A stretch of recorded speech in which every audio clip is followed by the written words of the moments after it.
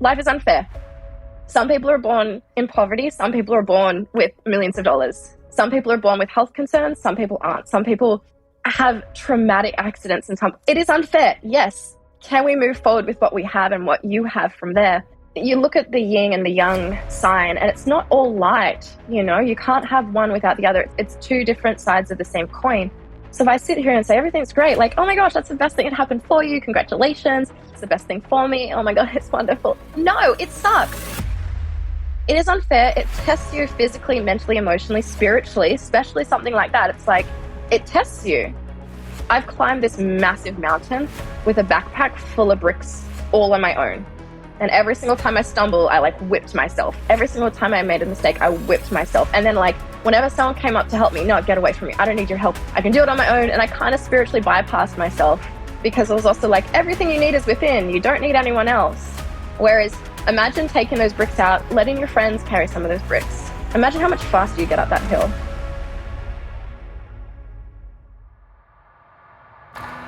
This episode of the Kintsugi Podcast is brought to you by Pause, Breathe, Reflect, which can help you bring mindfulness to your everyday moments.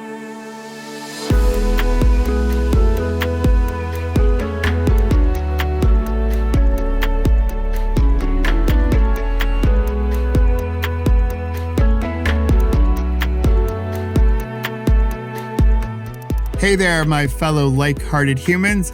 It's Michael, and this is the Kintsugi Podcast.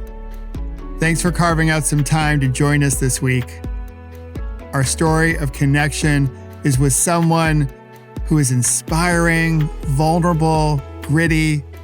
Now, she'll say she doesn't like labels, but she is a seeker, she's curious, and a gardener, planting seeds along the way. She's a yoga and meditation teacher, and in fact, she's one of the yoga teachers I follow, and she was essential as I prepped for my total knee replacement a few years ago. She teaches at One Peloton, and her name is Kirra Michel. Now for a little disclaimer. Many of you know my leadership coaching practice is called Peloton Executive Coaching, and as I just mentioned, Kirra is part of Peloton and One Peloton Studios.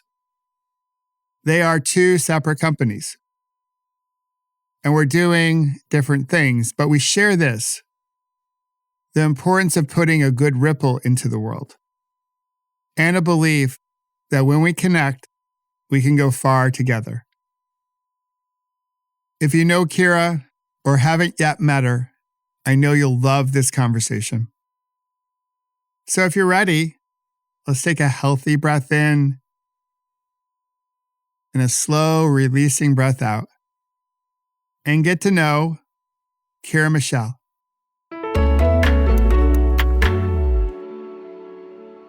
Hey, Kirra, how's it going?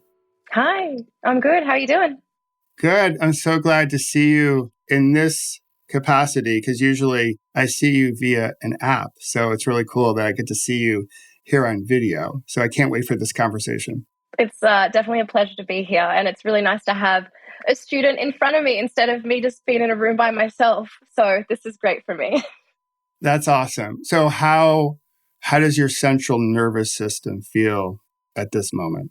That's a good question. A little better since you asked me that question. I always get a little nervous. I deal with a lot of anxiousness and nervousness. So it's really one of the reasons why I love teaching yoga and meditation is because I get to breathe with you all. So as soon as you ask me that question, there's this grounding and settling, and you can just take a deep breath in and exhale. And you just already feel just bringing awareness to that starts to shift it. So it's much better now. Thank you. All right, awesome. And thanks for doing that, by the way. I was going to invite you to do a little bit of so everyone listening can do that too, just to because here we have I know you're more of an introvert. I'm more of an ambivert, but we both get anxious. Wait, what is an ambivert? Oh, an ambivert is someone that can go a little bit of all directions. Okay. So One of the things I missed desperately during the pandemic was live music. Oh, yeah. Yeah. Right? So live music, you go to Madison Square Garden or a club, that collective effervescence of like when everyone comes together and then everyone knows every word to every song, like that moment is magic. So I miss that. And so if you think of introvert, extrovert, it's really around how we refuel our energy, as you know. Yeah. So I get totally jazzed after a concert. Like it takes me a while to like wind down, bring it down so I can go to sleep because usually it's late at night. And so, you know, we just saw Madonna at the Garden. Magic. Yeah, magic. Like I've spent more money on that woman besides my wife. Like my wife, I spent more, but I've spent more money on Madonna tickets than anything. Yeah, wow. That's amazing. But it took a while to like bring it down when we got home. Really quickly, I want to jump in there because yoga, and so many people think it's so woo-woo, which I did for a long time and I wanted nothing to do with it. And we can get into that later. Yeah. But energy, when people talk about energy and I'm like, what is this fluff you're talking about? But then you go to see live music and you see everyone, you know, everyone's nodding their heads or like stamping their foot to the beat. And everyone is just like in this vibrational frequency. I know I throw these words out and it goes woo-woo, but it's science. Oh, totally. It's a physical energy that's like palpitating, you know? So I just love that we can already bring that word energy in to something that so many people have experienced. Yeah, and it is really quite fascinating people's relationship with the word because it's everywhere. Yeah, it's everything. It's everything. Like Einstein said, and he was a pretty smart guy, you know. I would say so. Yeah. He said everything is energy. Yeah. But what's really funny in my other part of my world, I talk to corporate leaders. So the minute you start talking about energy, they break out in hives and a rash. They're like, oh, it's, to your point, too wooey. And I'm like, but it's all about vibe. If you're in a Zoom or you're in a big conference center and you're presenting, you're picking up on the energy. And so on one hand, you're talking about it. On the other hand, you're judging it as woo-woo. So yeah, I think it's the language that we have behind things and then the preconceived notions that we have behind things. I thought everything yoga was very like granola and very hippie-ish, and you had to like not wear shoes and like dance in the, you know, like I thought that that's what yoga was. I thought that that's what these words had to be associated with, and realizing that like that's just a preconceived notion that can be yoga, but it's not the totality of yoga. Like yoga allows it all to play in essence. But I think that we have such pinpointed views sometimes that actually keep us very closed off and glass ceiling, and it doesn't allow us to explore. It keeps us really contracted and small rather than expansive. I totally agree. Yeah. And that's something that I really try to do with my teaching is how do I make this relatable to someone who doesn't want I keep saying like fluff or the woo-woo-ness. And don't get me wrong, I love all of it now, but there still is that I can still feel resistance when someone is very, very woo-woo. I'm like, it has to be digestible. And that's why there's thousands of yoga teachers. One thing I did, I was meditating for 13 years, Kirra. Amazing. Before I told a soul. I just love that in general, doing good things for yourself or others without telling anyone. I was just doing it and I was like, this is my little secret. Like I'm doing it. Because back then I started my meditation practice back in 2001. So that was before like the internet. Yeah. That's so great. It's such a weird statement. It's such a weird statement. It's that like, was time before internet. Yeah. What? Like how old are you? Like before colored television and before the internet. So that's when I started, but I didn't want to tell anyone I was doing it because back then it was grape nuts, granola, hippy dippy, flower child kind of thing. And again, I love that all now, but back then I was like, I don't know about this.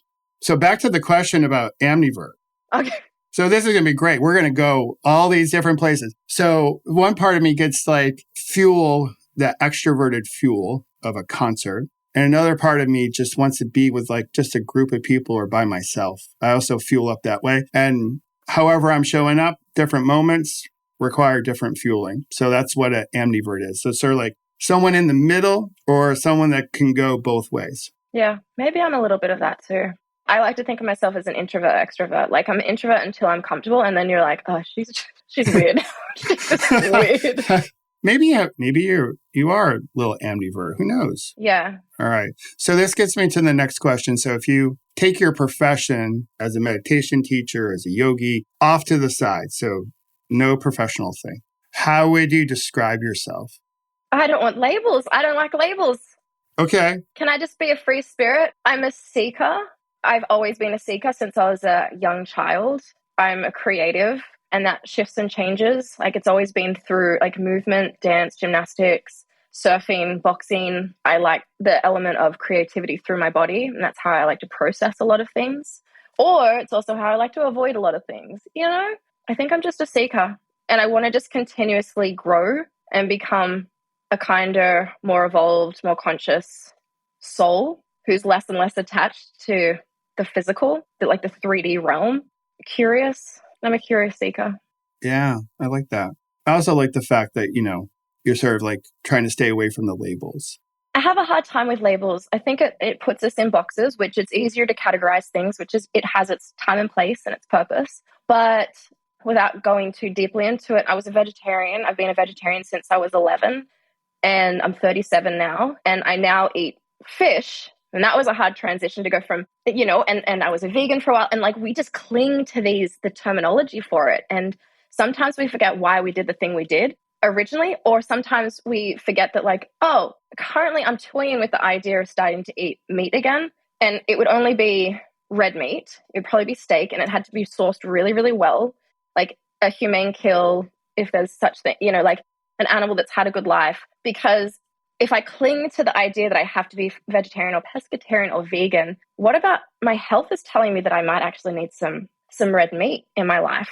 And I don't have to go all the way out and become a carnivore, but maybe, sometimes we lose the train of thought of why we've actually done the thing. And is it the best thing for me currently? So I try to like release the concept of labeling and they just be a little bit more, I don't know. Again, it's about coming like it's presence. What is it that I need currently? Does that label still agree with me or not? So we don't get so caught there. Well, what I hear is trying to live life with some fluidity. Yeah. And also, again, going back to meditation and yoga, listening to what your body is asking for you or from you, because the body will whisper before it screams. And I would have to say, like the vegetarian community, which I'm a part of, and my daughter was vegan, my youngest daughter was vegan for a while. Those communities can be so rigid and so harsh of like, well, what kind of vegan are you? Or what kind of vegetarian are you? So growing up, I did the whole like Irish, red meat and potatoes kind of life, went plant-based. And then coming back from my big trip across America, started to incorporate more fish in my diet. So I have no idea what I am. All I'm trying to do is I'm just trying to eat in a way that I think my body best responds to however I'm fueling it. Absolutely. And being okay with that and not worried about not fitting into a certain community or not. I mean, I speak about this in class a decent amount, I think. I've taught a few classes in the last month or so where it's like, I spent so much of my life trying to figure out how to fit in and felt really disingenuous to myself and really inauthentic to myself whenever I tried to do that. And then just realized that fitting out is the way to do it. But like when you're a teenager and someone says, just fit out, it's like, it's survival, man. Like I can't not fit in as a teenager. And then we continue on with that concept and that idea that like you have to fit in. But if you look at anyone successful, and like successful is a very loose term, okay? It's very hyper individual. Anyone who has achieved anything, like usually they're a little weird and they do the things on their own. And everyone is like, that person is strange, but they're the ones that create the shifts and the change in the world. Like you are an individual human, you're an individual soul. You have different life lessons. You have different experiences. Like that is your superpower. But if you try to fit in with everyone else, I don't feel like this, but I almost feel like it's a life wasted because it's like you just tried to fit in, right? And you had all these powers, you had all these gifts that you turned away from. There's lessons within itself. So it's not a life wasted, but it's just like, who are you not to? Who are you not to take up space? Who are you not to stand out? Who are you not to speak? Because guess what? If I didn't speak, if I listen to the voice that's like, no, just fit in. Don't be loud, don't be strange, don't talk the way you're talking. I wouldn't have ended up as a yoga teacher. I wouldn't have ended up on Peloton. And I wouldn't be speaking to thousands and thousands and thousands of humans every single day. They're like, you inspire me so much. And I'm like, I'm just talking, man. But you also could be inspiring people if you had the courage to stand out. And it takes courage. It's scary. It is. It's super scary. There's so much of what you just shared that's just like, I was like, yes. It was like so awesome. It really is it embodies our Kintsugi spirit. So what we're trying to do with the podcast is to celebrate our weirdness, to celebrate our blemishes and our wrinkles and our gray hairs. Let your freak flag fly. Absolutely. Just like the scars, our tattoos, all of it that doesn't quote unquote fit in. We celebrate that as like a way to come back together in a different form of beauty and resilience and grit and tenacity and all that. And I so appreciate your approach to teaching, because that Kintsugi spirit, the wabi-sabi of it all, really shines through. So as a student of yours, a huge thank you. When you reached out to me and I saw the name of the podcast, I'm like, very fitting.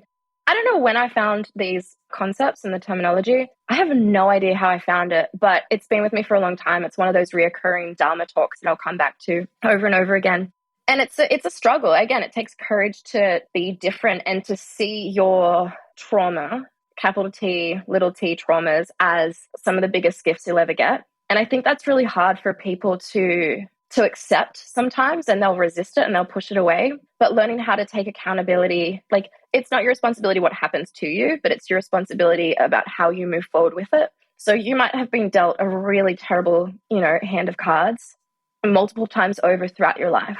And it's what you do with them. And that's the Kintsugi of like, can you fill the cracks with gold? And, and then the Rumi quote, like, cracks are where the light gets in. I always feel like the things that make me fit, the most uncomfortable parts of myself, are usually the parts that don't fit in with anyone else as much. Like, sensitive. I'm so sensitive and I'm so emotional. And it was like a bad thing. You're so sensitive. You're so emotional, like over and over, and slammed into my brain, like by so many people. And it's why I'm a good teacher. It's the empathy. It's the things that we go through. It's like choosing not to be a victim. It's choosing to stand in your power, choosing to take accountability for what you can take accountability for. And once you kind of have that and you start to paint your cracks with gold, well, that's a part of, as you know, the ceramics become so much stronger because it's gold filled. And I think about like this beautiful handcrafted ceramic bowl or plate that's been broken and then repaired with gold. And it's just stunning. And then I think there's nothing wrong with IKEA. Okay, I'm sure I've got some IKEA around here somewhere. We have a couple pieces around here. So no, IKEA is not a sponsor of this show, but we no judgment towards. We love IKEA, okay, to a degree. And we love Sweden. We do. We love it all. And like, I see the beautiful pottery, and then I see the plates that are the same, factory made. They didn't have like the grit and the heart and the soul that got poured into. There's no soul. There's no soul. The art has been pulled out of it. It's a manufacturing thing versus an artistic creation. And I think that we are artistic creations. We shouldn't be manufactured. Like, we shouldn't be the same, Yeah, and it changes going back to what we talked about a couple of minutes ago, it changes the energy of it. Totally. And there's a time and a place for both. Yeah. You got a guest house, IKEA, but your main house, you got to get some Kintsugi in it. Yeah, exactly. So let's talk about your journey towards meditation and yoga. I learned something as I prepared for this interview. You were born in the U.S.? So I'm American. So I was like, lies. This is my Australian yoga teacher. Like, look at how cool she is. And then it was like, yeah, America. She was born in America. She's no longer that cool. Not that she was very cool. And then I heard you speaking with another Aussie, and she said, yeah, I hear a twang. And obviously I grew up here in the US. I'm like, I don't hear a twang, so can you bring us into like the early stages? And I'd love for you to talk about what I thought was sort of your Eat, Pray, Love world tour. Oh, I'm glad you thought that's what it was. Well, I don't know what it was, but when I think of a world tour, I think Eat, Pray, Love, and that's what I first went to. Okay. So my parents, my dad is from New York. My mum is from Delaware. My dad's a surfer. So they traveled all around the States in the 70s, and they had like a VW van and would just like travel through Mexico surfing. They ended up in Cali, in Santa Cruz and San Diego, and love those. And you're like in the 70s, they're little hippie places now. They're sort of still-ish, but they were like very hippie places then. So California was just, it was their vibe. They loved it. So they had my brother there. They actually lived on a boat. So for the first 3 years of my brother's life, he grew up on a boat in Ventura. Is Ventura on the beach? It could be. I have no idea, but it does sound very like hippie 70s. It's really cool. So that's my parents, but they both had long blonde hair down to their butts. My dad still to this day doesn't really wear t-shirts or shoes, like unless he's at the job site. So you were saying that like meditation was a very hush-hush thing for you. Meditation was a very like normal thing for us in our family. But yeah, so they had me, I was in Santa Cruz. I was 3 months old when my dad was like, all right, we're moving to Australia. So they packed up my older brother, myself as a 3-month-old, and they moved to Australia where they didn't know a soul. Wow. And why Australia? Dad had traveled over there. He'd hitchhiked around Australia. He's a surfer. I'm named after a beach in Australia, Kirra Point, Kirra Beach. And so Byron Bay is where he landed. And to me, I think of it as like the yoga capital of Australia. It's very different now. Everything has changed a lot, right? Same with New York. But back then it was just really artsy and very yoga and very wellness, health food shops. You didn't have to have money to live there back then. You do now. So yeah, I claim that I'm Australian. I was there from 3 months until 18, and then I've lived there again for I think another 5 years. But my parents are American and I was born in the States. I have an identity crisis, okay? No, hey, no labels. And maybe again, you're like right in the middle, like an ambivert. You're like a little bit, you got a little American, you a little Aussie. We took our honeymoon to Australia. Oh, wow. How long ago? 30 years come May. So a long time ago. When we first arrived, we landed in Sydney, of course. We took a walk because our hotel room wasn't ready yet. And there was a fruit stand, a guy selling fruit out of a cart. And my wife went up to him and said, I'm going to exaggerate for effect, I would like a banana, and he was like, I will only sell it to you if you ask it properly. So you cannot ask for a banana. You have to ask for a banana. So that was our first experience. But we had a great trip. We said we'd go back, but we haven't gone back yet. So, well, now is the time. Now is the time. Yes. So you're 18, you're in Australia, and then you decide to take a world tour. I'm labeling it now as Eat, Pray, Love, Kirra style. So I moved out of home when I was 16. Some family stuff. It just wasn't safe for me to be at home. So I did my own thing for a while. I think I worked 2 jobs and went to high school. Saved enough money to leave. I literally don't know how I did it because it was my money. I was paying for everything. But yeah, so by the time I was 18, it's world tour. Yes. Eat, Pray, Love. Sure. Running away from my life. Yes. And everyone sees it as, and it's beautiful, right? Like everyone's like, oh my God, you're so brave. You're so this. And I'm like, brave would be staying. I'm getting the out. Sorry. I'm a yogi squares. I'm Australian. That's okay. But you were like, yeah, I got to leave this place. So in the whole like fight flight, you're fleeing. You got to get away from this stuff. Yeah. I also, it's really popular in Australia to have a gap year. It's like, I didn't know what I wanted to do with my life. I barely finished high school. I didn't want to finish high school. So I didn't know what I was ready for. And I just remember the pressure. It's so crazy that they put this much pressure on kids. But like in year 10, 11, 12, what are you going to do with the rest of your life? You need to know. So you study it now. So you're prepped for uni. Because in Australia, for college, for uni, we go straight into the degree. We don't have the gen eds for a couple of years. We go straight into, so I studied architecture. So straight into architecture. So I was like, I have no idea what I want to do with my life. At that point in time, I had really bad depression. I was suffering from depression and was suffering from eating disorders and body dysmorphia. And I was like, listen, I'm struggling just to exist on this planet right now. I'd like to leave. I'd like to check out at any point in time. So the last thing I could envision doing is going to uni and then to stay at home as in like the town that I grew up in and just work as like at a restaurant or something. It just didn't sit right with me. So I was like, I need to explore. Small town mentality is just, I needed an out. And don't get me wrong, it's Lennox Head. It's the next town south of Byron, and I still love it. I still consider it home, but it's just not where I needed to be at that point in time. So bought an around the world ticket as an 18-year-old with not very much money. Went to the States, traveled all around. Well, that's a lie. Traveled like the coastlines. And then Germany, London. I was supposed to go to Thailand and back to Australia, but instead I came back to the States and lived in San Diego for another year or so. Oh, so you came back to your birthplace. I was born in Santa Cruz, but yeah. Okay, California, but Cali, yeah. But this is a part of your like seeking spirit. You felt discomfort, you felt pain, suffering, however you want to describe it. It was like, I need to get away. I need to go find myself. And let's be honest, the feelings that you were having around like, what do you want to be when you grow up at that age? Everyone. It's insane. It is more messed up, so insane. It's like, okay, what do you want to be? You know, it's just like, and oh, by the way, of course, here in the States, you got to decide what you want to be. And then you got to spend about $300,000 on uni, and whoa, the pressure. And then we wonder why we're in the shape that we're in. Yeah, it's not great for mental health. It's not great for, like, it's so insane. And the amount of people that go to university and study something and then don't actually end up doing anything to do with that. I am one of them. But the amount of people, it's like, oh, maybe the system doesn't work as well as, and they're in $500,000 worth of debt or whatever. And it's like, maybe, I don't know. I'm not saying not to go to university, my friends. Like, I'm just saying, like, I ended up going back home and I still didn't know what I was doing. But, you know, the apple doesn't fall far from the tree. My dad is a builder.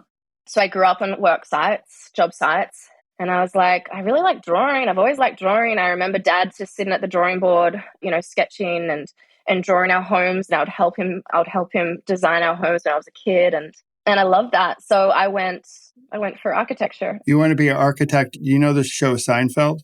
Yeah, it's like my favorite show. Yeah, like George Costanza always wanted to be an architect. So it's like, I was like, I want to be an architect. Art Vandelay. Yeah, Art Vandelay. Yeah, it's so awesome. All right, let's take a pause. And when we come back, Kirra will share how she got into yoga and meditation. And she'll also share the importance of loving kindness and boundaries. All right, let's take a break. Take a full breath in and a slow releasing breath out. And relax the body as you soak up our conversation. I hope that felt good. Okay, now that we're a little bit more relaxed, can we be real? I think our morning routines, well, they've gotten a little out of control. You might not have time in the morning to meditate because you're busy doing other things like trying to get to work or getting the kids off to school. And this is where my app, Pause, Breathe, Reflect, comes in because I built it for busy people with a whole bunch of shorter practices. So if you don't have 10 minutes in the morning to meditate, cool beans. You're human after all. But I bet you have 5 times throughout the day when you have 2 minutes to practice and let go of stress and bring mindfulness to your everyday moments. So today, download Pause, Breathe, Reflect for free and begin to stress less, sleep better, and join a community of like-hearted humans rippling something worth rippling into the world. All right, let's go back to our conversation and celebrate the Kintsugi within us all. All right, so how did you end up in New York? Okay, so I was studying, putting myself through uni, working 1 or 2 jobs. There was just like, when you study something creative, there's no end, right? And if you're a perfectionist, there literally is no end ever. And, you know, like all-nighters after all-nighters after all-nighters. And I'm good at most things that I put my effort to, but it doesn't come naturally. I really struggled with architecture. I was good. I got good grades, but the level of work that I had to put in was a lot. And it drained me. I had nothing left. And I was just starting to question, like, is this what I should be doing? Is this what I want to be doing? I started working in the field while I was studying and just kind of like moving lines of toilet blocks around. And I'm like, oh, it's not as glamorous as they all say it is. But I just, honestly, I burnt out. I remember it was a Saturday night or maybe a Sunday morning. I'd gone to work all day Saturday, came home, working on my assignment until like 2 a.m., finished my assignment, shut the computer, and I'm like, I'm done. Went to work the next day and I just said, guys, I'm leaving. And they're like, what? Yesterday you were here and today you're leaving? And I'm like, yeah, I'm done. I went to uni on Monday and I put in I said I'm deferring, which you can do for a year. And I picked up and I moved. I left. So I moved to Melbourne for like a very short stint. I was working in hospitality and retail and I'm just like, I still don't have purpose. I can't just do this.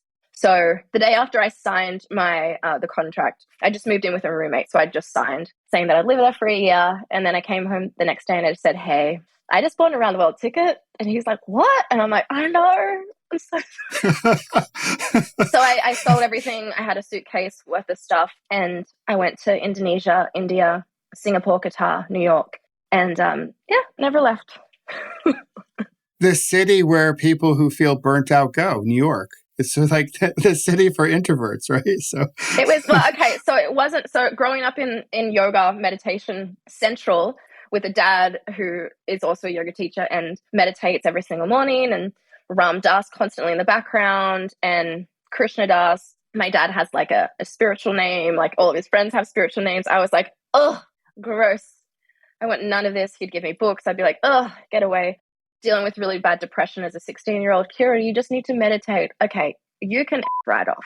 So it wasn't the spiritual community that I grew up in that brought me to spirituality. It was New York and the stark like contrast, the coldness, the busyness, the fact that I was around millions of humans and I knew no one, the fact that there was no nature. I'd surfed pretty much majority of my life. So like I realized that I meditated throughout my life just by surfing, you know? Like being in the present moment, being in nature, listening to my breath. There's just such a beauty. I don't know. There's just such a beauty to surfing that it can be a very meditative kind of thing. Oh, yeah, no. I think what I share with people all the time, the whole concept of equanimity, which you know of.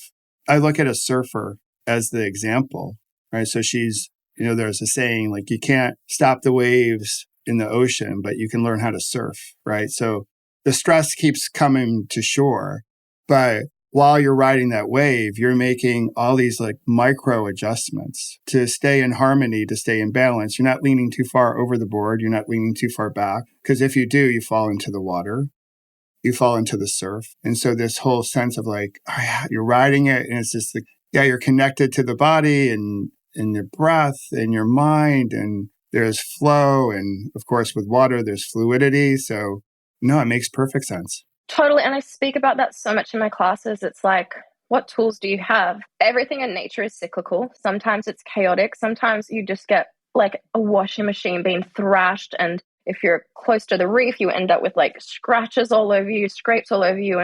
But that doesn't last forever. And what tools do you have when it is chaotic, when it is like a washing machine throwing you around? Do you have good duck diving skills? Can you total turn? Can you estimate? Like, can you do these skills that make the chaos less intense? Can you be with your breath? Have you learned how to hold your breath without freaking out? If you're in a riptide, like with or without a board, if you freak out in a riptide, it's going to get the better of you. You have to learn how to surrender in the chaos, and eventually it'll suck you out. And, but learning how to stay calm within the elements, and nature is just we are nature. It's just such a mirror. Yeah, we are nature. And as I like to say, Mother Earth wins 100% of her arguments. Every time. Every time. She always wins. So does reality. And so like the more we can be in our nature and you step outside, there are so many wonderful life lessons that we can apply. It's everywhere. So now you're in New York, the city that never sleeps. Yeah. This meditation thing, Dad, yeah, crazy. I ain't doing it. Yeah. And then you're meditating and you didn't know it, but then you come into a community that you found called Dharma Punks, right? Yeah, so Noah Levine. Oof. Anyway, moving on. I'm sorry, Noah. His dad is actually really big in the Western Buddhist world. And my dad would read his books, would listen to his talks and stuff like that. So Noah had written a book called Dharma Punks. And Noah grew up in Santa Cruz, which is where I was born. Punk kid. He's older than me. I would assume like 10 or so years older than me. But like punk kid, tattooed head to toe, dealt with a lot of addiction. I haven't dealt with substance abuse, but I've dealt with addiction around eating disorders and other things like that. So a misfit, an outcast, got himself into trouble. Hi. It's someone I could relate to. He ended up incarcerated, and in prison, he ended up learning how to meditate. His dad helped him learn how to meditate. And from there, he started to transition his life into, he's now sober, and he's a Dharma teacher. He's a Buddhist Dharma teacher. So I read that book, and that book was given to me probably when I was 16, but I don't know if I read it when I was 16, but I definitely read it when I got here, about a year or so in. And then I found that there was a meditation group, Dharma Punks, the New York chapter of it. So my teacher here, Josh Corder, also tattooed head to toe, literally. And it's like, oh, I'm a misfit. I don't fit in. I need community. I need Sangha. So I'd go, and it was around the corner. Actually, that's a lie. I would trek to it. And I'd go a couple times a week, and I'm an introvert, so I wouldn't talk to anyone for like three years. But it was my place where I would just go and I would sit. And I would listen to Josh talk, and Josh is like, Josh has been one of the biggest teachers to me. And I don't know if he even knew I existed for a long time. Like, I'm sure he saw, there's, Dharma Punks, it would be like, you had to get there 15 minutes early because there would be nowhere for you to sit. And we're doing a half-hour sit, we're doing a half-hour meditation and a half-hour Q&A. And he has the talk, and it's, so first of all, I could relate to Noah, and I could relate to Josh. I couldn't relate to the yogis or the monks sitting in somewhere in India, the Himalayas. I don't know. Or I couldn't relate to my dad's teachers. You guys are old. I don't know what you're talking about. I don't care. But I could relate to these, like, Josh grew up in LES, Lower East Side. He's a little bit older. So he grew up, I think, probably in like the 80s, maybe, in the Lower East Side, and it was rough. And yeah. Also ended up with addiction stuff, like just like real life stuff, and that you have to find a place for you to kind of... Kintsugi. Yeah, exactly. They're Kintsugi. And so Josh would share his talks in a sense that, like, I need a little bit of science behind it. I need to understand the hows and the whys. If you tell me the spiritual thing, I'm going to be like, really? I'm a little bit less like that now, a little bit. But he's very schooled and read in psychology, neuroscience, and Buddhism. So he would like blend the three together. And so it's actually funny because like some of the things that I talk about are actually his lessons that I've learned through him. And I would just go to the same lessons over and over and over again. And I would love them. And now I see him at the gym, and we sit and we talk all the time. And I'm like, you realize that I am the teacher that I am because of you. He's like, no, I love it. But seriously, like I would take any of my friends there. I'd be like, just come. And we'd all work out, and my friend would be like, does he know exactly what's going on in my life? And I'm like, we're human. And I like to think that's how I teach as well. It's like, I don't have to tell you the details of what's happening in my life, but I'll tell you the feeling and what typically ends up happening. And we're human. We all have emotions. We all have ego. We all want to be loved. We all want to love, but we're all afraid of it. And I don't want to say I don't want to throw everyone under that blanket, but like most of us. So that just got me hooked. So I'd meditate a couple of times a week. I'd go there a couple of times a week for years. And then from there, one of my friends, kind of distant friend, I saw her post on Facebook at the time, I'm doing my very first teacher yoga class. I just finished my teacher training.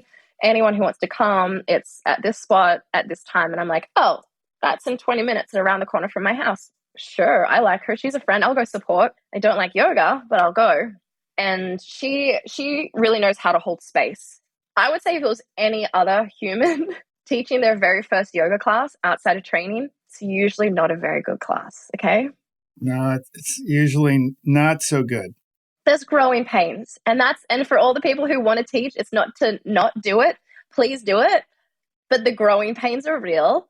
And it's wonderful because you get to live and learn and figure out what works and what doesn't. It's Meredith. If it was anyone else, she knows she's an actress. She knows how to hold space. She would do women's circles. So she knew how to hold space. And so for the first time, like I took class, it was beautiful. I realized that, oh my gosh, I'm not replacing fitness. And that's how I always tried to see yoga previously. It's like, it's boring. I'm not sweating enough. It's not getting my heart rate up. I hate this. I come from rhythmic gymnastics. So like I'm quote unquote good at the postures, but like I hate it. I'm bored. So that was my mindset before when I tried yoga. This time it was like, oh, I love meditating. And this is just moving meditation. I like this. So I think I did my teacher training like maybe 2 months after.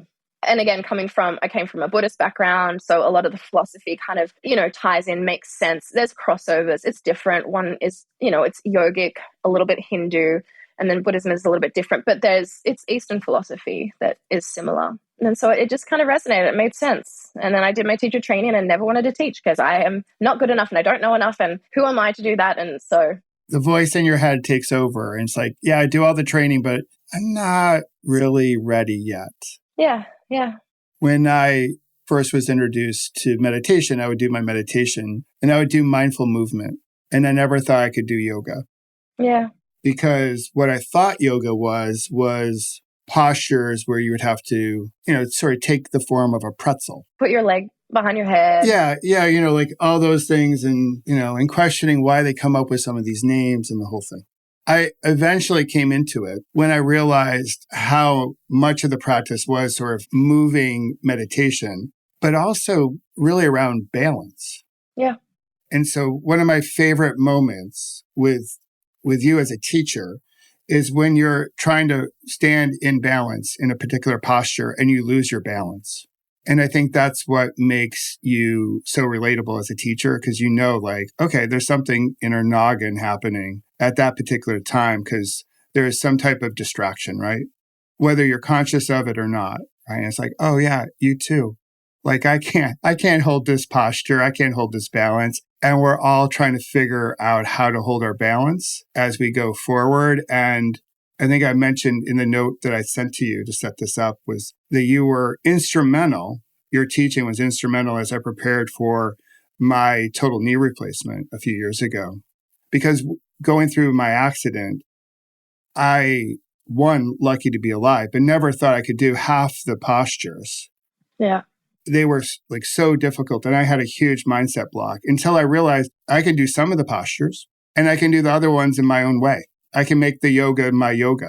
So coming from rhythmic gymnastics, for anyone who doesn't know, rhythmic is different than the gymnastics you're probably thinking of. There's artistic, which is the beam, the bars, the vault, the flipping. It's the strong, really strong girls and women. And then there's rhythmic gymnastics, which is ribbons, hoops, clubs, the rope, balls, and it's more flexibility. I would even say it leans towards contortion. The strength isn't necessarily there, or at least it wasn't for me, because we focus so much on flexibility. Again, balance. Like there's a reason why I strength train now. But so I would go to classes and we'd be in dances and I'm like, oh, I can do this. My leg is all the way up. My balance is fine. I'm used to balancing on my toes. So like balancing my foot is easy peasy. Like it's just easy, right? And then I would realize that like it doesn't matter how good you are at the postures if you're not present, if you're not here with what is actually happening, if there's no mindfulness, if there's no compassion, self-compassion, external compassion, if there's no awareness, and if the breath isn't related to it as well. So it's said that like without the awareness and without the breath, it's just gymnastics. It's just movement. So cool, you might be great at the movement, but that isn't an advanced practitioner. An advanced practitioner, it's the correlation. You hear me talking about the koshas, I'm sure. The koshas are the different layers to ourselves. We have the physical kosha, we have the prana, the energy, the chi, the life force, the breath kosha. And then we have the manamaya, which is your mind. And then you have vijnanamaya kosha, which is your intuition, it's your wisdom. And then you have Anandamaya kosha, which is bliss body. It's like a Buddhist state. It's samadhi. It's full-blown conscious awareness. And we kind of like transition through all of them from time to time. And we get stuck in one over the other. Like we get stuck in the physicality. Like, how do I look? Is it good enough? We get stuck in the mind. The mind is loud. And what I recommend anyone to do if you haven't done this before is to get a pen and a piece of paper and set the timer for like 2 minutes and just write down every single little thing that pops in your brain. And the conclusion is that you're insane. Like, you're crazy. And we all are crazy. So like we learn to like kind of disassociate, or not disassociate, but like to remove yourself a little bit from the chitta vritti, the churnings of the mind, which says, oh my God, you're the best, you're the greatest. And then when you go outside, you're like, oh, you should not be here, you don't belong here, you're not good enough, you're not smart enough. It like tells you the opposing things. yoga, it's like the asana, the physical asana practice, the physical exercise practice of yoga, which is what we've labeled it in the West as like, that's the totality of yoga, is not what the totality of yoga is. So if you have a knee replacement, or if you have a hip replacement, or if you have whatever you have going on, if you have a cold, right? Like, what is it that your body needs right now? Physically, mentally, emotionally, spiritually. Like, how can you modify it so it makes sense in your body today? Let's not jump to stage 10 if you can't do stage 1 or 2 or 3.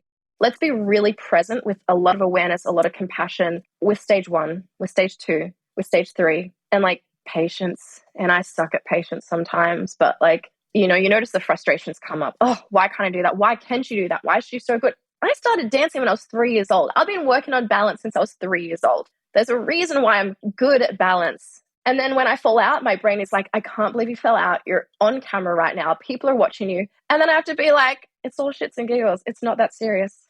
It's just yoga. It's just yoga. It's just life. You're just human.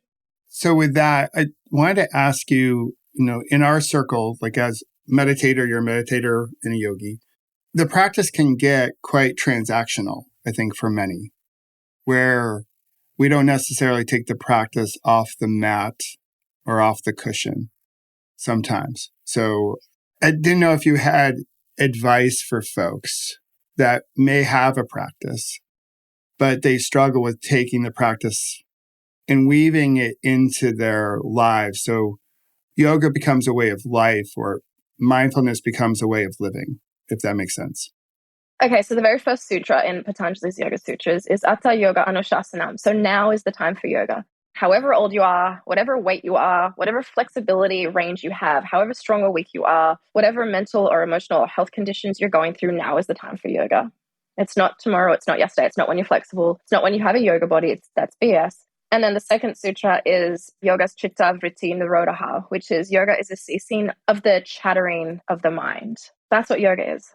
In Patanjali's Yoga Sutras, which is one of the ancient texts, yoga was around long before Patanjali put the text together, but he's just really good at structuring things to make it really simple. So like, if you understand that, then you don't need to read past the first 2 aphorisms of the sutras. Like, that's what it is. But then he goes through a step-by-step guide of how to do it. So the 8 limbs of yoga, it's not asana, it's not exercise, that's not number 1, right? It's the yamas and the niyamas, and these are ethical codes of conduct about how you present yourself and integrate yourself into the world, and then also how you present yourself and what are your morals and values towards yourself. And that's more so like that stuff like truthfulness, non-violence, non-stealing, non-attachment, Niyamas are things like tapas, fieriness, like what is your direction? What is your passion? Svadhyaya is self-study, and that can be through like books or teachers or podcasts, or just like really diving into yourself and figuring out what it is that you want, what you're after,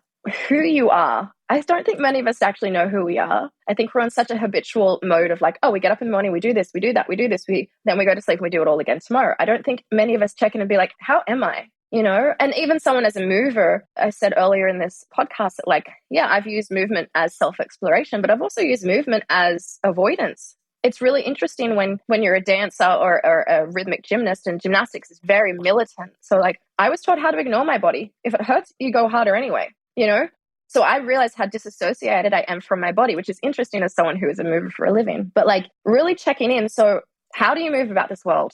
How do you interact with people? How do you deal with the chaos of life putting you through the washing machine? And it's not to sit there and judge and to tell you you're doing a bad job, but it's to sit there and be like, cool, you fell out. You didn't handle that well. You yelled at that person. You're human. And what are you going to do about it? Like, how can you come back to self-compassion? I really like the saying, hurt people, and heal people, heal people. I was that hurt girl for a very long time. I was that angry girl for a really long time. And it's through this practice of learning how to soften and surrender and take accountability. Honestly, this practice has allowed me to take my power back, to no longer be the victim, to no longer be, life is happening to me, it's all unfair. Cool. Yep, life is unfair. Some people are born in poverty. Some people are born with millions of dollars. Some people are born with health concerns. Some people aren't. Some people have traumatic accidents and it is unfair. Yes. Can we move forward with what we have and what you have from there and use these ethical codes of conduct, these how you integrate through the world? The asana practice helps us because tangibility, like we like things to be tangible. We like to feel them. So it helps us move through. And if we kind of start to exhaust the body, we can get closer and closer to the mind at the same time as well. So then we use the breath to help downregulate, to come back home. So downregulating is, but just it's to start to slow things down, to let your body know that it is in a safe space, that it doesn't have to be full of cortisol, stress, adrenaline, that it can take some really deep, full breaths. Yeah. And you communicate with the body, I'm safe right here. Baby girl, I'm safe. And then so the first 4 limbs of the sutras are more of this external-ish thing. So yama, the niyamas, the ethical code of conduct, the asana and pranayama. And then we work into more of the meditative states. So it's pratyahara, single-pointed focus, dharana, concentration, dhyana, meditation, and samadhi. Many people will never go down that route, and that's totally fine. But if you work with non-violence, and that's externally and internally, the internal one is like the one that gets me the most. I'm like... It's brutal. Yeah. Brutal, like how we talk to ourselves. We want to ripple kindness to everyone else and compassion and empathy, but gosh, we can be so harsh with ourselves. How we talk to ourselves can be, to your point, Kirra, so violent. Yeah. And I find that's challenging. I still teeter on the edge of like, I don't want to give myself like, oh, rest and relax all the time, because that's not going to get me anywhere. And I also don't want to be like, you're not good enough, you suck, who are you? But I did have that mindset for such a long time, and I was really successful with that mindset. So it's hard to let this one go if that's what you're inclined to do. But sometimes I think about it, it's like, I've climbed this massive mountain with a backpack full of bricks all on my own. And every single time I stumble, I like whipped myself. Every single time I made a mistake, I whipped myself. And then like, whenever someone came up to help me, no, get away from me. I don't need your help. I don't need your help. I can do it on my own. And I kind of spiritually bypassed myself, because it was also like, everything you need is within. You don't need anyone else. Whereas imagine taking those bricks out, letting your friends carry some of those bricks. Because Sangha, community, is really important. Imagine how much faster you get up that hill. Oh, absolutely. I have a meditation around the theme of empty your backpack. So when I was early in my professional life, I never really learned how to deal with stress. Yeah, we're not taught how to deal with it. No. And guys, for us guys, it's even worse. Yeah. Man up. Man up, baby. Don't cry. Toughen it up. Don't cry. Don't be a girl. Only girls cry. Suck it up. Get in the game. And so I would just put a little rock in my backpack, and some rocks were bigger and some were pebbles. And then you just carry that backpack around, and then it feels normal. You get used to the weight. The weight, yeah. Because it's like, no, this is just how it's always been. And then the way I look at my accident is that SUV blew apart my backpack. It forced me to empty it. Do you ever think that was the best thing that ever happened to you? Yes, that's how I view it. So a lot of people, like after the accident, they would say, God was looking out for you. And I was like, really? Because like right before the SUV hit me, that's when I really needed a God intervention. Well, that's like God was like on course correction. He was like, Michael, what the hell are you doing? I've been poking. I'm gonna punch, man. So there was so many different emotions when people would say that. And it was all like really well intended. Like people were coming towards me and having conversations with me. And it was loving. So no judgment. But they're like, was looking out for you. They're a person of faith, a strong faith, very religious. And I was like, all due respect, I think God was having a scone and a latte right before the truck hit me. So I don't know about that, but if that's what you want to believe, or like someone would say, everything happens. And I'm like, I think a lot of things happen and then we give it reason because we love to tell stories. And I also believe that the universe, Mother Earth, God, higher power, was giving me hints along the way. And I was too busy on my little hamster wheel, trying to get after it, type A personality, making things happen, working your way up the corporate ladder, collecting all your stuff, that I missed all those little hints. Yeah. A billboard in Times Square, a little person that comes into my life. Yeah, whatever. I don't have time for that. I got to get stuff. Yeah. I got to get my merit. I got to get my badges. And then, let's call it God said, oh, that's how you're going to play it. I'm going to give you something you cannot ignore. We're going to just shut it all down for a bit, and you're going to try to figure this out. So that's how I view it. when I asked you, I said it with like this look on my face, because it's, if you're not ready yet, that can be a really offensive question. Because some of the worst things that ever happened to me, and I can, like, there's stories that I haven't told people, many people, and when I tell them, they're like, oh my God. And I'm like, kind of is the best thing that ever happened to me. Oh, yeah. Because it was the life slammed, body slammed me, and I had nowhere to go. But life had also, source, creation, God had been poking me. Hey, hey, hey. And it's not until, humans are just such creatures of habits. We don't like to change things until there's not, like, until it almost gets bad, like really bad. You know, it's like Alcoholics Anonymous, AA, NA, it works, but the success rate is super, super low, because someone might go because a family member or told them they should go, or it's not bad enough yet to do anything about it. So people go and then drop out, and then go and then drop out, and go and drop out. And then when it's like life or death, that's when it works. We're creatures of habits. And until it gets so bad that we can't live with ourselves in that state anymore, we'll continue to do it. Typically.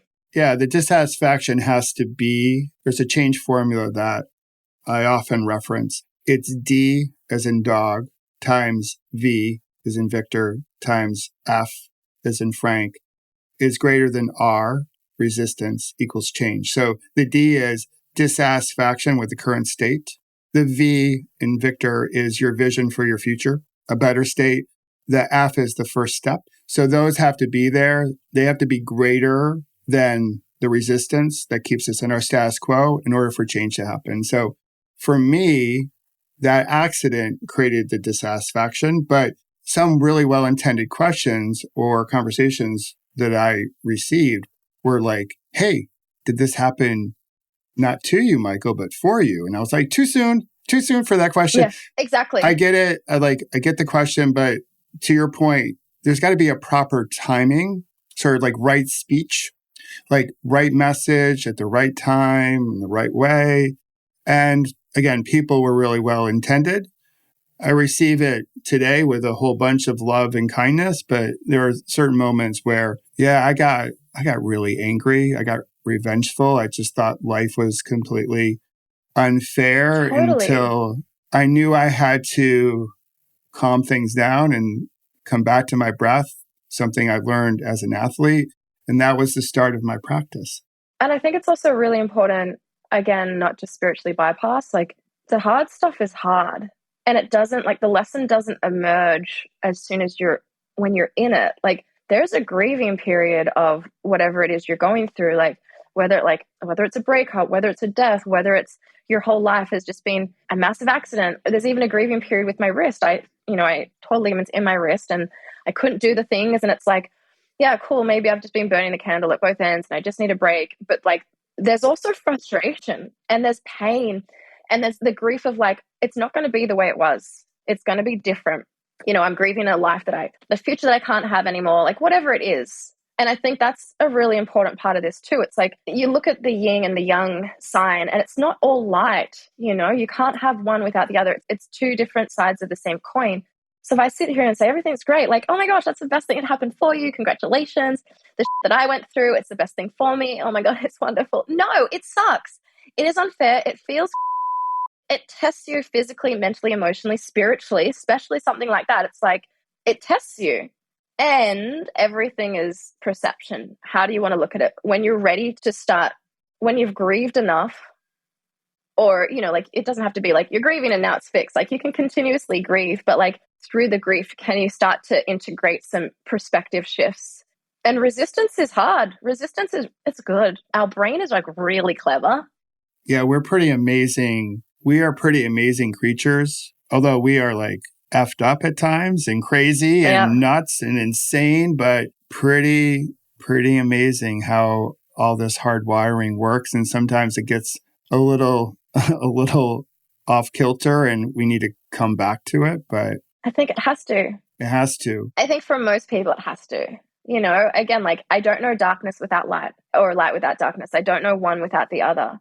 So if I can experience that, then I can experience the opposite. Or if I experience darkness, then neutral becomes a beautiful place to be. Yes. Yeah. No mud, no lotus, right? You need some of the muddy moments. You do. So I have a few other questions for you as we wrap up. Now you find yourself on Peloton. As you mentioned earlier, you're a sensitive person. Yeah.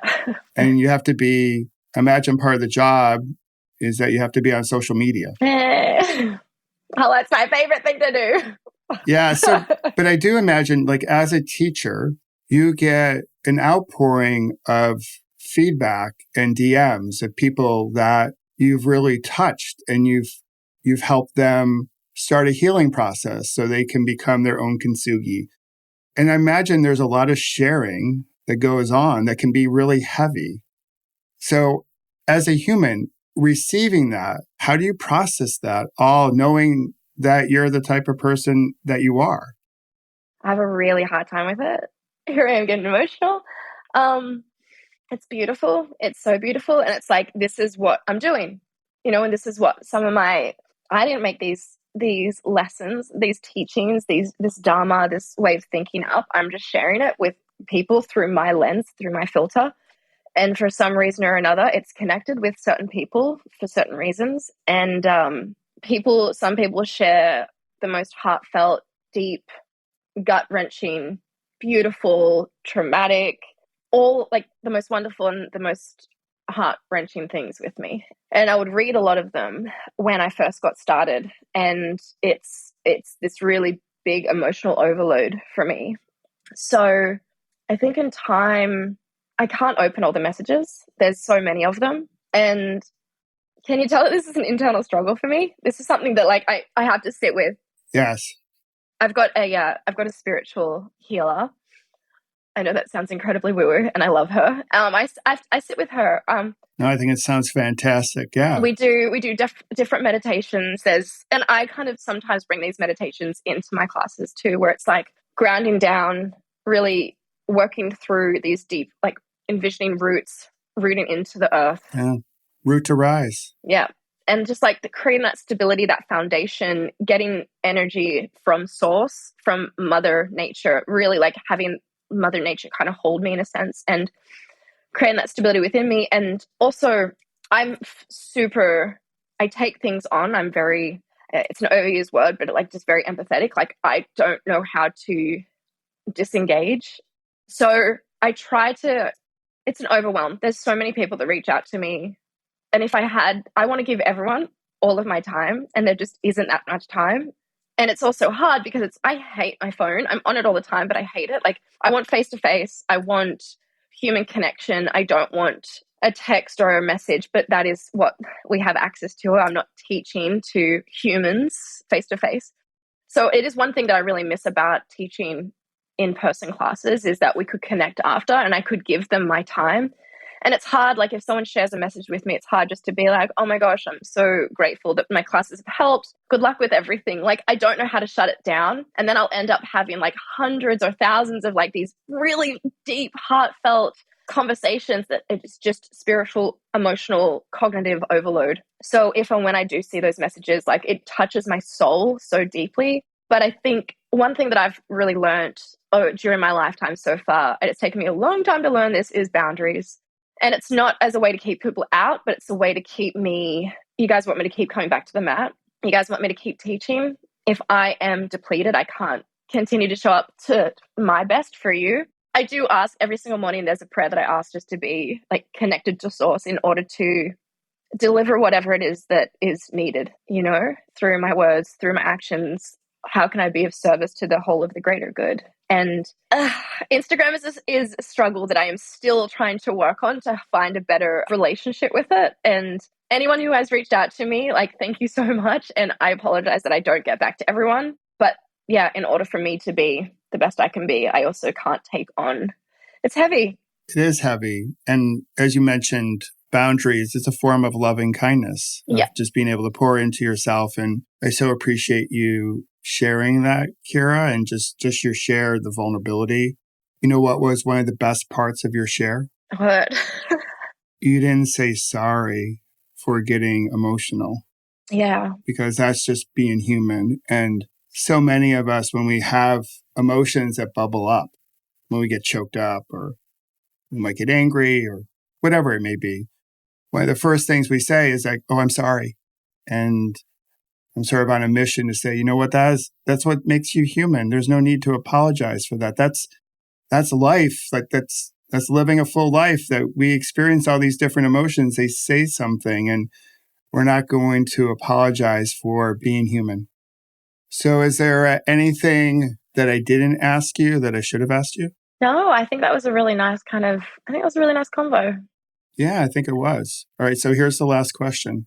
So there's a show called Inside the Actor Studio. I don't think it's on the air anymore, but James Lipton was the host.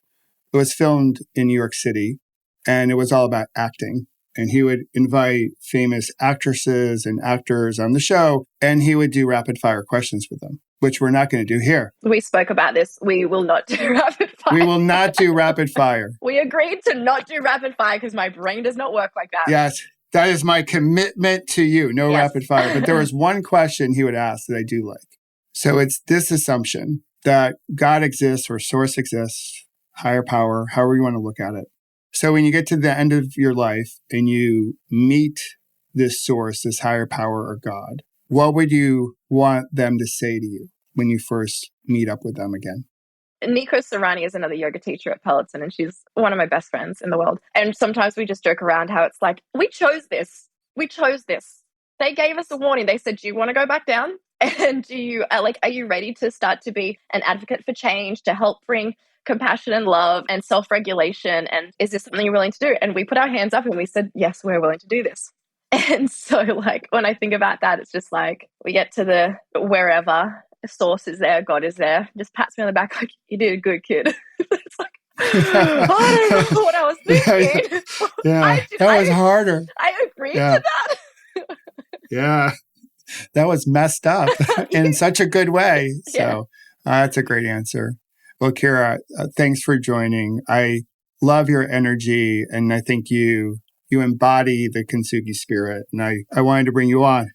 I try. Yeah. Well, I think we all try. And you make a difference for so many humans out there. You put a beautiful ripple into the world. I know personally you've impacted my life. So I thank you and have a lot of gratitude for what you're putting out there. So, oh God, I'm going to cry. Well, we're going to finish up here before we start both bawling, but thanks for coming on. Thank you. And I just want to say, like, I do this because I love this. Because I have no other choice but to do this. This is what I do. But it's for people like you. It's for everyone, like the people that connect with me. And if I can help, if my words can resonate in some way that help you, I think of it like I plant seeds. That's what I do. I'm a gardener. I like plant seeds. And then like I just water. But like you're in charge, and it's so beautiful. I just love it's not one way, right? Like thank you for sharing that with me. But like you guys water me just as much as I water you. So thank you so much. Awesome.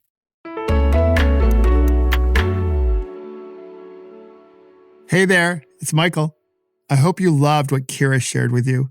She is Kintsugi energy, and like yourself, another like-hearted human who is part of our community, putting a beautiful ripple into the world that changes lives. As many of you know, we like to do a short meditation based on this week's story of connection.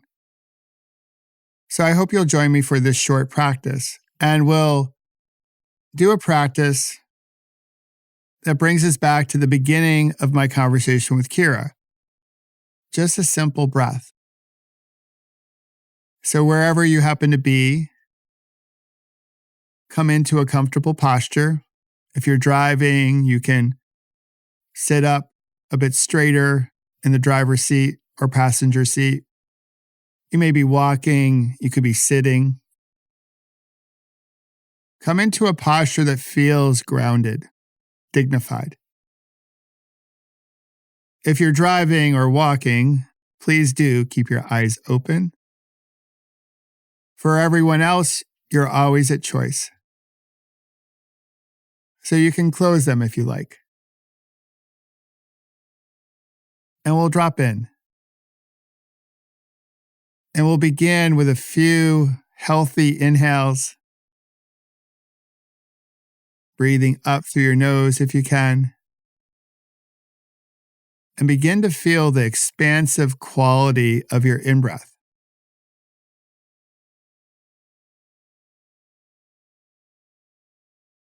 And as you breathe out, relax into your exhale. And now take another healthy breath in, going at your own pace.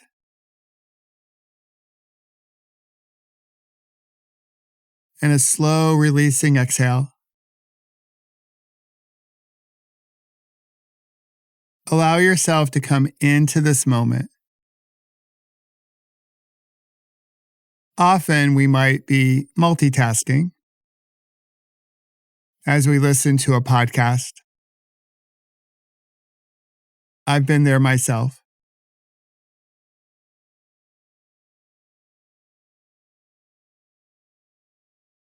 Together, let's use this moment to reflect on what Kirra shared with us.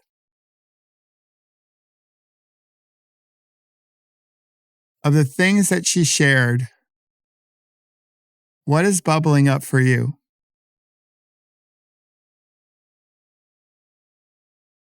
What might you take forward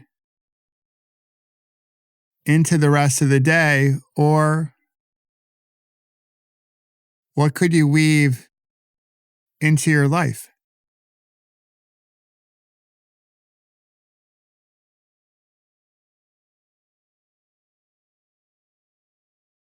All right, nice job.